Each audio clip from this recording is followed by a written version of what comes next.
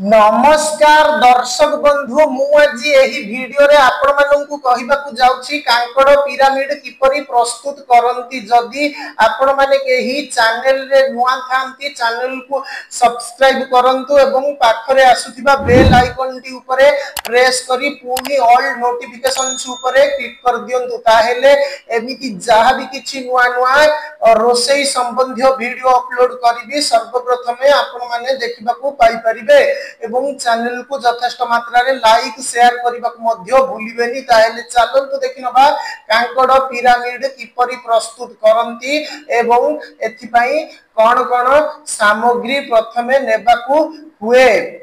आवश्यक सामग्री बड़ साइज रो कांकड़ 250 ग्राम, बेसन 250 ग्राम, रिफाइन तेल 250 ग्राम, पियाज गोटिए, रसुण, अदा, लंका, जीरा, धनिया, लूण और पानी आवश्यक अनुसारे देई मसला प्रस्तुत करंतु।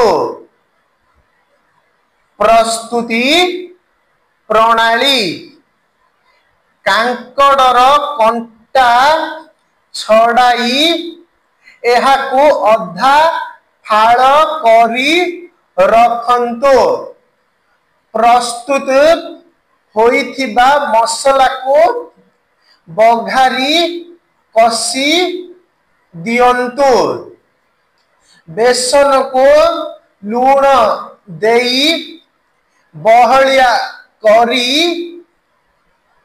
बाटी देई गोलाई दियंतु।